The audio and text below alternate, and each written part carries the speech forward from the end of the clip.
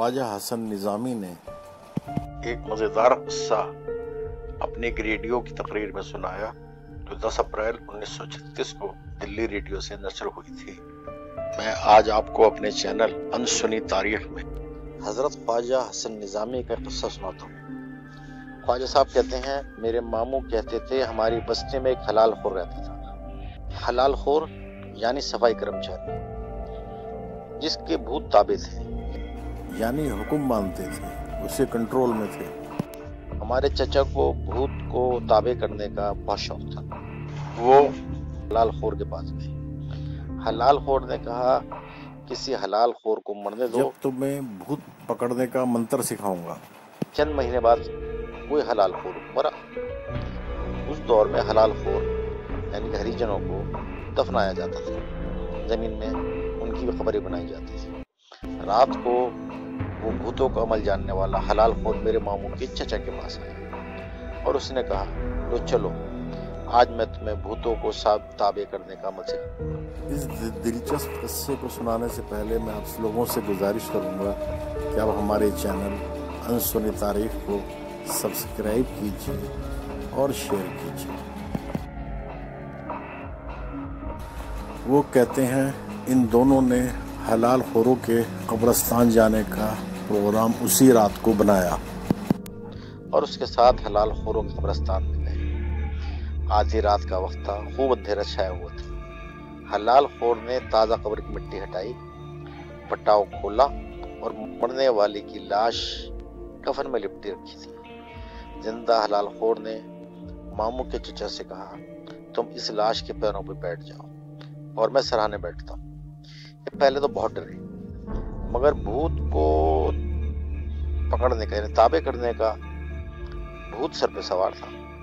हिम्मत करके लाश के पैरों पे बैठ गए और वो हलाल खोर सराहने बैठ गया। उसने कफन खोलकर मुर्दे के दोनों हाथ निकाले और इन दोनों हाथों में 2 छुरियां दी थी और उसके बाद मंत्र पढ़ने लगा और काले अरदास लाश पर डालने लगा।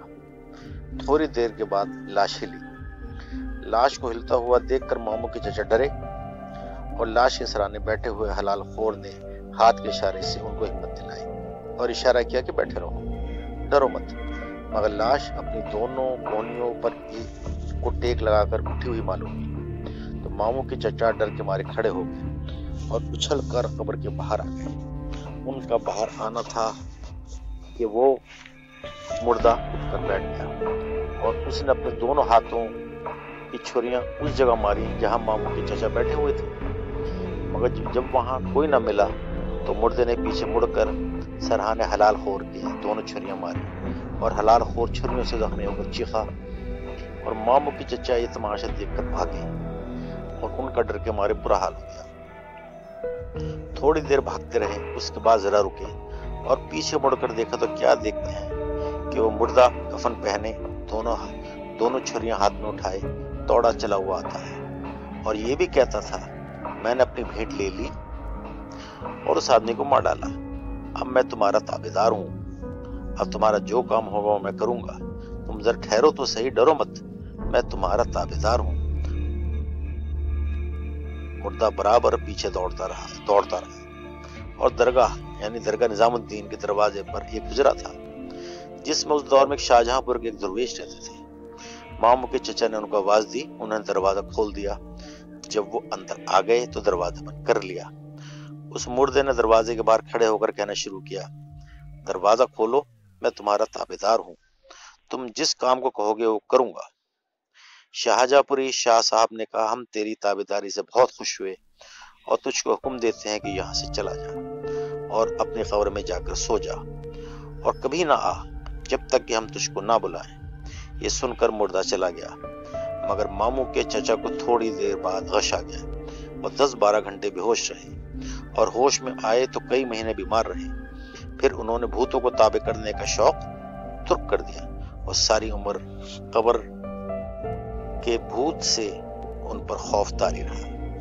यह किस्सा ख्वाजा साहब ने एक रेडियो की तकरीर में सुनाया। किस्सा पसंद आने की सूरत में आप हमारे चैनल को लाइक कीजिए, सब्सक्राइब कीजिए और शेयर कीजिए। شکریہ.